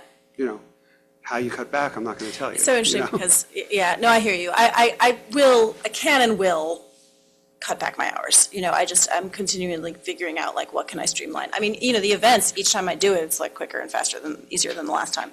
You know, this Rivertowns Energy Expo has been a beast. It's Yeah. absolutely massive event. But I have been so systematic in logging how everything's happening, and it's like, it's just going to be so much faster next time, you know? It's such a learning curve this time. And hopefully, most of that learning curve's already happened, not too much on the day. That's a great point, right? In other words, like that first year, there's always going to be built in. Yeah. So you might be able to do exactly what you did next year in 1,000 hours. Exactly, right, that's right. Anyway, the bottom line is nobody's criticizing the substance of what you're doing. They're just Yeah, trying to yeah. figure out how to get you to do it Totally. in the time that's allotted. And you know what, like, I should be tracking better, and I would every now and then look at my average, but, you know, part of the beauty of this job for me right now is that I have this incredible flexibility where I will work 50 hours one week and then I'll take a week off, you know, and so, but overall, it ended up being more, so that's what I need to keep track of. And to me, some of the connections, what I did is kind of laid out what we had advertised for, and then what you ended up Yeah, doing. And right. the vast majority of what you did, well, everything has a connection to what the job description was, but some connections are stronger than others. Right. And some connections are weaker. So, for example, the Route 9 connection, there's no question there's a connection from an environment standpoint about that project, but there's not much more in the job description that we would have ever expected anyone in your capacity to be working on that project. Yeah, and those were a lot of meetings that I did not necessarily have much to do myself with, so I'm happy to not have that on my There's also a plate. lot of urgency, I mean, not a lot. And there's already three people urgency doing it, people that yeah. have- Right, exactly. Great. And you can always give comments to Mitch or whoever's going to be And if I going. hear anything relevant on, you can always Yeah. sort that's of back to you. So much better, just give me the takeaway. Yeah, and not to be, I'm very, very tactful here, there's not usually a lot of stuff that needs. Right, yeah. That's good. Well, it's a slow-moving Respectful. process. It's a Lots slow-moving of long process. meetings, no question. So anyway, those are examples, and I mean, you know, the Woods Health is important, but, you know, we have a Woods Committee, Yeah. so, you know, it's, I'm a big part of that. I But I also understand, but do that's- volunteer hours that I don't, Right. you know, that's like a blurred edge for me, because some of it I'm definitely reporting back and putting on the website and connecting the dots to my job, and some of it I'm just doing as a volunteer, and this, Right. so, no, it's definitely blurry. Important to and- draw the line between the two. Yeah, yeah. definitely. So, anyway, if there's areas to cut back, it's the ones that have the looser connections to what we originally were looking for. Yeah, The stronger connections are all on the left, as far as I can tell. yeah.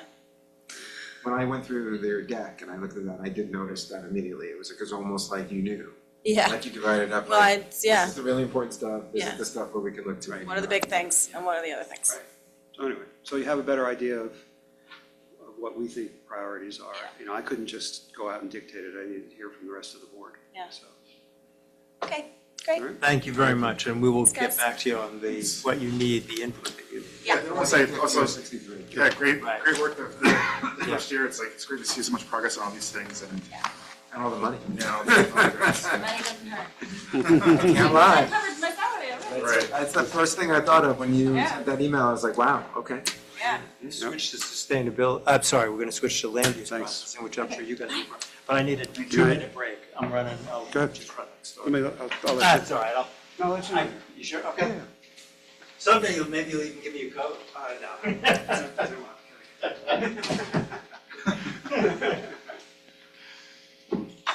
Thank you. Yep.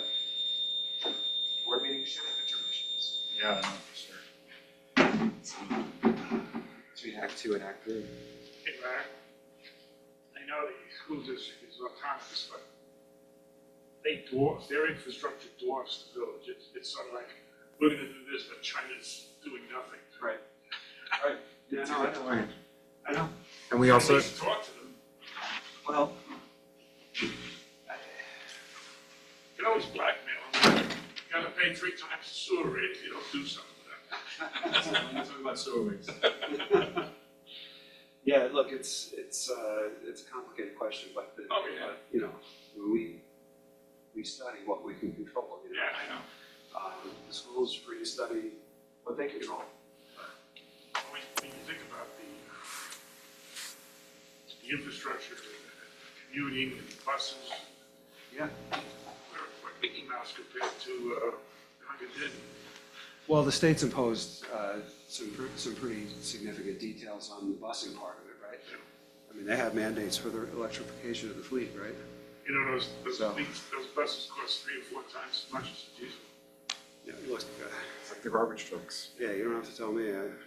Well, I think if the people, it seems to me that with the school district, what's interesting is that when there's an issue that gets people riled up, people don't have any problem at all lobbying the school district for that issue, you know what I mean?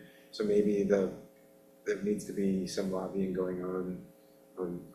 There's only so much the taxes could go up to accomplish that. My main thing is, we gotta do something that does more than just cost money. No, I wasn't suggesting that they spend more money, I was just suggesting that you can rearrange things in such a way and make choices, And maybe some things are not as important as, putting solar panels on the roof or whatever. Yeah, no, I mean, one of the things that has changed, at least in our way of thinking, is we don't just look at strict dollar paybacks. We look at the emissions reductions and what the payback is on that, you know? And it's all gonna cost money, but the focus, as you said, if you have $200,000 and you can either eliminate an entire fossil fuel fired heating system in a building versus putting solar on a roof, you'd rather do this. You'd rather do the building, you know? So I mean, that's the type of thing that we've been balancing out, which is not to say we're not going to do solar. I'm just, you know, giving you an example of how we've changed our focus a bit. Making smart choices. While we're trying to. Okay. So I guess I should thank you both for sticking it out. I had to nudge him a few times. It's okay. We're not going to do anything rash. Let's lead with that. The thought was, and I think we've sort of gotten close to the description that we were looking for, which is for a streamlining committee, the committee would be tasked with developing proposals to streamline, simplify, and improve the approval process for projects, construction, renovation, and other modifications to residences and commercial properties in the village. And then it just lists things that they could look at. There have been a couple of suggestions, not necessarily about the charter, but of the makeup of the committee that I think make a lot of sense. And those include making sure that anybody who's interested goes through some sort of educational process, because this is not the committee to collect complaints about what has happened to somebody as they've gone through the process. This is to figure out if there is a way to make the process better. Maybe that's as simple as a calendar adjustment, or, I don't know, I admit I'm making things up, a joint hearing sometimes on particular projects. So that's sort of what we are looking for, and and I'm not speaking for the board, this is just me. I would certainly want input from the existing boards on anything that we do. Probably in the process, you may even want to have a representative who listens in, or however we do that. But having said all of that, I should ask, and is Arlene, I guess Arlene's still on, but on mute. If there were any more comments about the streamlining or about any other aspects of this, because my thought was before we, and it's a work session, so we're not exactly implementing the charter at this point, but we'd probably start to reach out to see who's interested in this, in joining this committee, and make clear that, hey, if you do it, there's going to be some sort of a land use primer that people will have to participate in, and maybe we bring Pace here to do what I know you guys have done and I've done in the past. Yeah, I know. Yeah, we did discuss that. You don't get credit for having done that. Well, the thought, obviously, this is a work in progress, but if we're going to put the group through that, it might be worth, even the people who've done it before, and Larry, this was partly Larry's suggestion to give him credit, but we've all seen how when you sit in those land use training sessions, when they start and say, how do you get through your boards? Everybody's got a different answer as to the pathway, and they're all potentially all right, because depending on the community and how it works, you may be able to go in a different path. I was actually impressed at the last one because not only was there a heavy showing of people from Irvington and all their boards, but you guys were doing a lot of the talking and suggestions. So let me see if anybody else here wants to give some input on this particular item. Go ahead, Arlene. I have something to say. Okay, so I think what I really liked Larry's suggestion, because I obviously attended that meeting, the PACE program with you and Larry Obrotnik and others from the various boards. I think that the one thing that besides that training, which I think is important because there are all these very specific, rules and regulations that are important and have to be followed. So it's not just, you can do whatever you want, and people need to understand what those things are before you can think about changing them. But I do think that it's also important that committee that it does have representation from the different boards, because I do think, having gone through the process to partially, talk about what was going to happen with the Architectural Review Board, I think it was a little bit disappointing, I think, to have gone through that process for so much time and then get input all the way at the end from the actual board. So I do think my strong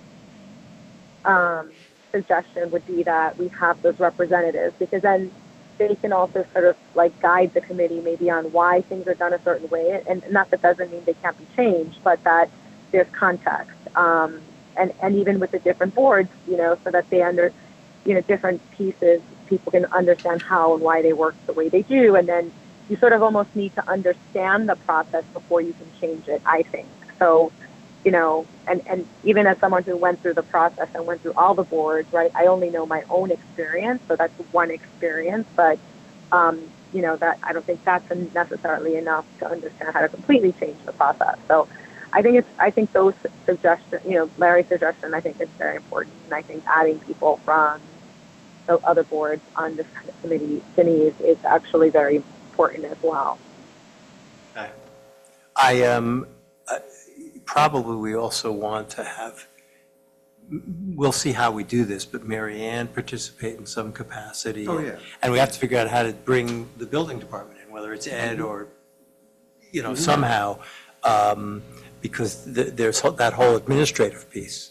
And again, I think the educational aspect up front will help reduce the number of people who are just coming in to say, I had a problem when I did this, because we're not looking, I'm willing to work from the specific to a general rule if there's multiple specific problems that repeat themselves, but I'm not trying to solve one person's, problem. I want to try to solve as many as I can. Yeah, and look, my point in making the suggestion was simply that, this is a very complicated system, not just in Irvington, but in the framework that the state has set up. Yeah. And the framework that we operate under. And, there's obviously people in this room probably recognize that, but I think volunteers that you're going to be seeking on a committee like this may or may not. So it'd be Right. really helpful to start off in the same place and then go from there. Yep. And that's really what my point was. I haven't talked about the details with anyone about this because I wanted to hear what the feedback was. But I envision, a 2 or 3 hour session, if it's put on correctly, will really get everyone on the same page and then you move forward. But it really has to be mandatory. You Yeah, can't, I agree. yeah. Larry Ogrodnik, I think it was you who had a suggestion. Should we have an expert advising the committee? Have I got that right? Am I remembering? Yeah, I right? don't know if that's possible, but, Yeah, and maybe you do the educational session first and then see if they need somebody to do that. Because if you have the boards participating, they can at least say, well, that's not how we do it, or this is how. right, again, I think the good thing about, like, our current boards is that, they have a great understanding, not just Irvington, but, Yeah. how other neighboring communities do it as well, I think they have a lot of experience too. So it'd be great to have them be able to bring their perspective of like, I see this work well in this other place, or maybe it doesn't work well, and here's why. So I think having them, for sure would be good. But yeah, I was just thinking, to Larry's point, like how complex it is. Maybe it would be helpful to have an expert. Maybe it would just be Marianne that they could email questions to, or whatever, and have a couple hours a week at a time. Well, that's not a bad idea to just on the fly. If they're going to need that anyway. Yeah, because yeah. You guys have Mary Ann at some of your meetings anyway, where you've got planning board certainly, where if you've got a question, you either get an answer then, or she's going back to research it. Anybody considered enlisting the help of the people who are most affected by it? The architects? Yes. That doesn't mean we've been able to drag them in to do it, but there have been a couple that have come in, and I won't name names, but, who have submitted letters or whatever, and particularly one of them who said, yeah, I have this group that I talk to about this all the time, and I wrote his name down, and. Might be a little overstood. No, I get it. But absolutely, you want the people, the best participants may prove to be the experts, whether it's the architects or the lawyers or whoever who has to work, who help clients work their way through the various boards, and who have an understanding of the actual process behind it. Because then it's not, And have experience how other towns do it. yes, yes. Some don't have Yeah. architectural review boards. Yep. Some don't have planning boards, some have both, some have none. Yep. You know, I hate this buzzword, but I'm using it anyway just because it works. If the committee, if this facilities, not facilities committee, if the land use. Streamlining committee doesn't have every stakeholder represented, it's not going to succeed. Yeah. Because You ultimately. can't have it driven by one. Exactly. Or it may succeed and forget something. That's Right, what and we'll succeeded, get the right? wrong answer, That's yeah. my point. Right, See, because what I'm saying is that just because a lot of people have complaints doesn't mean that the system is wrong. And just because the system has been this way for a long time doesn't mean it's right. So the only way to look at this is to kind of like look at it in Many toto. different ways. And you can't do that if there's a missing stakeholder. Yeah. Because then everyone else can be like, this is perfect. And then you bring in the architect or the lawyers who do it and everything and be like, wait a minute, you know? And then all of it would be a waste of time. And that's kind of like, I wasn't on the committee, but a committee worked on this for 2 years. And when it came out in the end, there was pushback and everything. The right way for this to work would be, I think I said the other night that the good compromise is that no one's happy.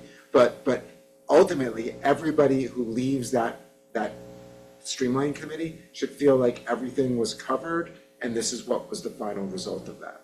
So I agree with architects, and that's gotta be the first thing that we make sure that we don't miss. And that's why we don't want it to be a complaining session for. Yeah. But if you don't have people who've been through the process. Yeah, that's what I'm not excluding them either. Yeah, but they have to be educated as to land use law. They can't just say like, well, let's just, get rid of the I building. think that's important, though. We need to have people that have gone through it as, Yeah. as homeowners. Absolutely, because that's another That's the whole stakeholder, point. right? This And would, like, make it we set the easier. whole thing up, Yeah. the streamlining system, and then it's Some not. of the architects have.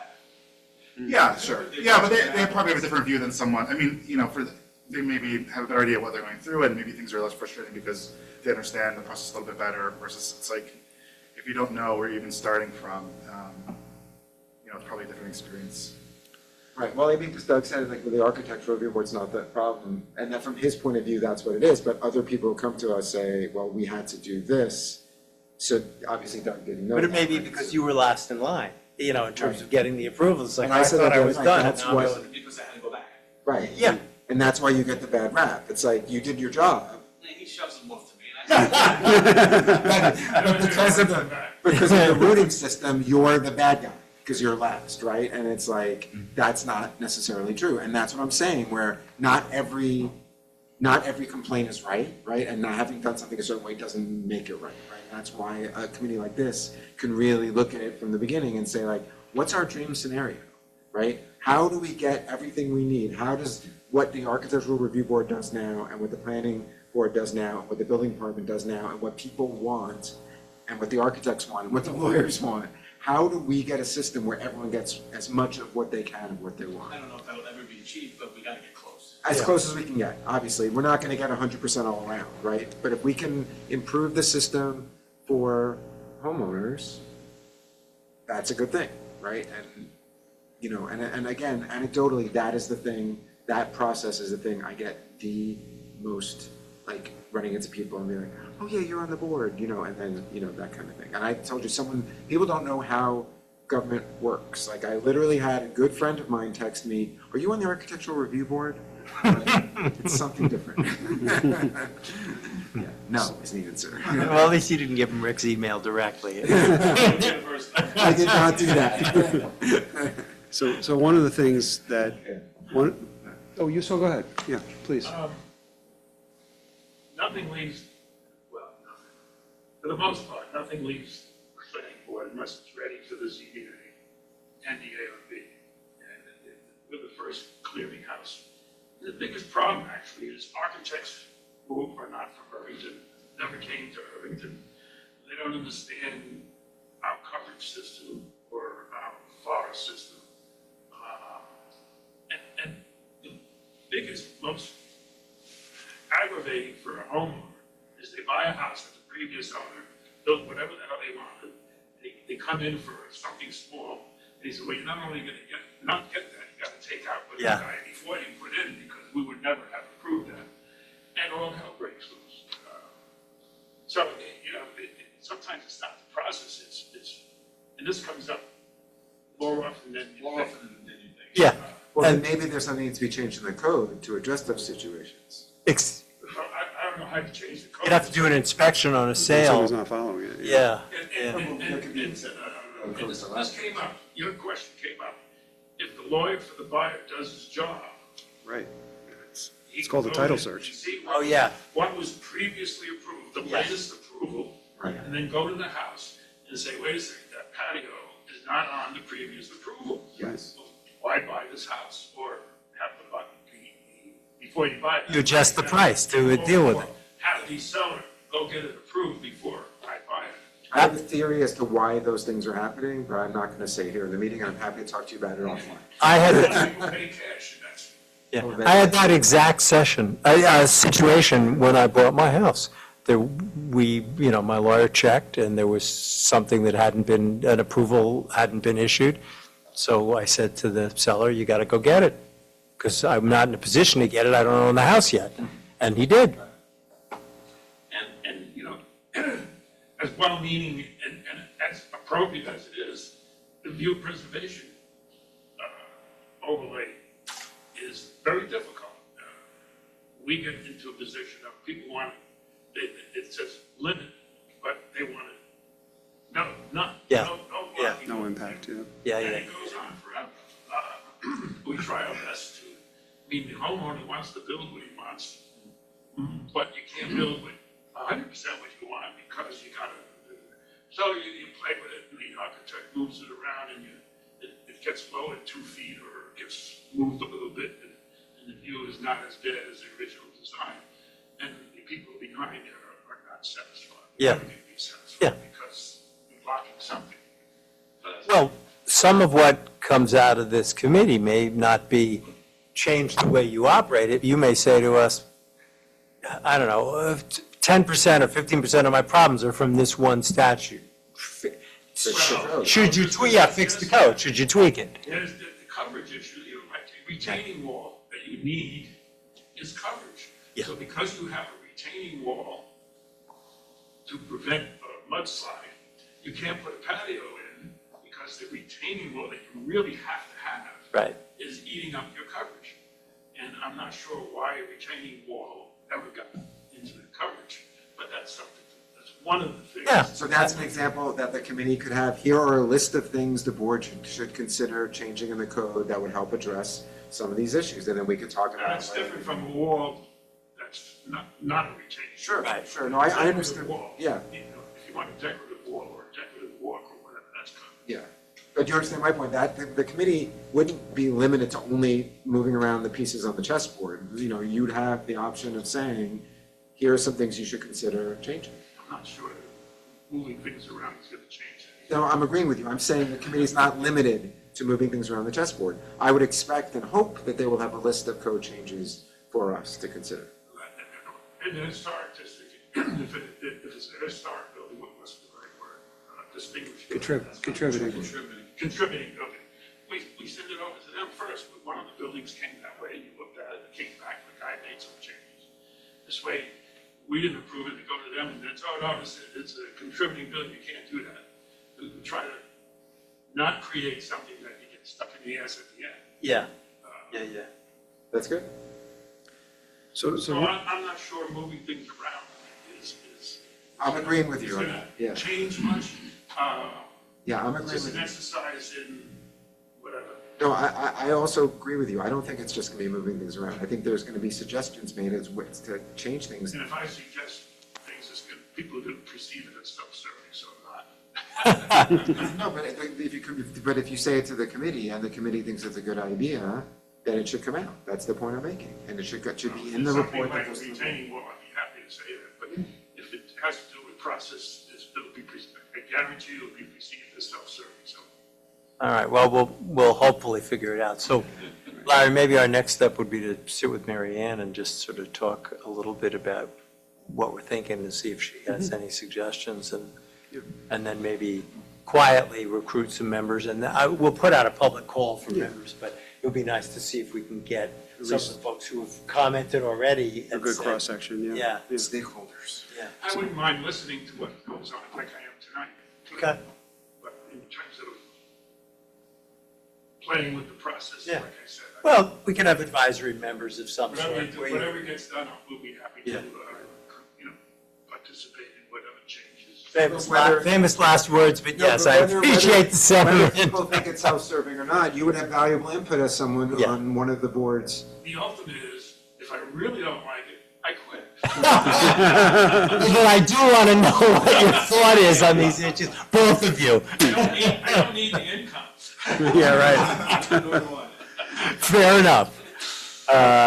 One of the things, I just want to mention, so one of the things that I have in the back of my mind as a concern about all this, and I'm only going to mention it because then, you know, a year from now, when it comes true, you can replay this. I'm mildly concerned about the fact that many of the problems that people have with our system are as a result of regulations that are in effect because in the past, this community has focused on limiting development and, you know, being very restrictive. I mean, that's my opinion. You can say what you want, right? Yeah. Right. Okay. Yeah. Now, that, all of that has been supported by past comprehensive plans. The 2003 comprehensive plan, you know, is almost entirely devoted to limiting development in ways of, you know, regulations and all that. The 2018 update had aspects of that as well. I wonder whether if you did a comprehensive plan update now, it would be vastly different than 2018. Think of the push for housing that's going on in the state, you know? Now, it's not being pushed here necessarily, but there is a push by some. I'm just pointing out that you're going to end up with questions that get dropped at your feet, which are going to be threshold questions. Because if you want to simplify the system, you're going to need to loosen regulations. And are you going to want to do that? There's people in this room or outside listening who might say, no, why would we ever do that? Well, there's another segment of the community who would say, my God, we have to do that.